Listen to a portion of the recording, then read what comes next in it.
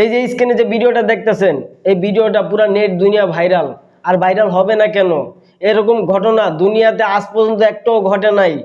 এই প্রথম এরকম ঘটনা ঘটলো। এই বাচ্চাটার পিছনের গল্প যদি আপনি শোনেন তাহলে আপনারও কষ্ট লাগবে। আপনি যদি মানুষ হয়ে থাকেন তাহলে আপনারও কষ্ট লাগবে। এই যে দেখতেছেন বাচ্চাটা কান্না করতেছে, সে কিসের জন্য কান্না করতেছে? সে ক্ষুধার জ্বালায় কান্না করতেছে, সে ক্ষুধার যন্ত্রণায় কান্না করতেছে, সে পানি পিপাসায় কান্না করতেছে।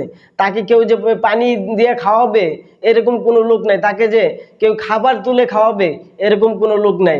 দেখেন বাচ্চাটাকে একটা খাঁচার ভিতরে বন্দি করে রেখেছে। এই বাচ্চাটার মা এই বাচ্চাটাকে একা একটা ঘরের ভিতরে তালাবদ্ধ করে এই বাচ্চাটার মা তার বয়ফ্রেন্ডের সাথে ঘুরতে চলে যায়, পরকীয়া করতে চলে যায় বাচ্চাটার মা। দেখেন কেমন মা, যে বাচ্চাটাকে একা একটা ঘরের ভিতর তালাবদ্ধ করে সে তার বয়ফ্রেন্ডের সাথে ঘুরতে চলে গেছে। আর এদিকে বাচ্চাটা না খেয়ে ক্ষুধার যন্ত্রণায় কান্না করতেছে যে আমাকে বাঁচাও মা, তুমি আমাকে এরকম ভাবে কষ্ট দিতে পারো না। আমি কি এমন অপরাধ করছি যে তুমি আমাকে একা একটা ঘরের ভিতর তালাবদ্ধ করে তুমি তোমার বয়ফ্রেন্ডের সাথে ঘুরতে গেলা, তুমি পরকীয়া করতে চলে গেলা, আর আমার খবরটা তুমি নিলা না। একটা ড্রাইভার পরা বাচ্চাটা ক্ষুধার জ্বালায় সে তার নিজের মলমূত্র পর্যন্ত খেয়েছে। এই বাচ্চাটা বাঁচার জন্য কতই না চেষ্টা করেছে।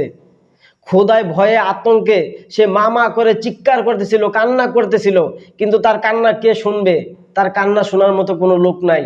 কারণ তাকে তো একটা খাঁচার ভিতরে বন্দি করা হয়েছে, তাকে তো একটা ঘরের ভিতরে একা তালাবদ্ধ করে তার মা চলে গেছে পরকীয়া করার জন্য, তার মা চলে গেছে তার বয়ফ্রেন্ডের সাথে ঘোরার জন্য, নিজের আনন্দ খোঁজার জন্য, নিজের শান্তি খোঁজার জন্য। আর এদিকে বাচ্চাটা মা মা করে কান্না করতেছে, চিৎকার করতেছে, ক্ষুধার জ্বালায় চিৎকার করতেছে, কান্না করতেছে। তার কান্না শোনার মতো লোক নাই। আমি নিশ্চিত এরকম কান্না শুনে দুনিয়াতে কোনো মা সহ্য করতে পারবে না। কিন্তু এটা কেমন মা যে নিজের সন্তানকে 16 মাসের সন্তানকে একদিন না 2 দিন না 10 দিনের জন্য তালাবদ্ধ করে চলে যায়। আল্লাহর কাছে আমি প্রার্থনা করি এরকম মায়ের ঘরে তুমি আর কোনো সন্তান দিও না, কখনই এরকম মায়ের ঘরে সন্তান দিও না।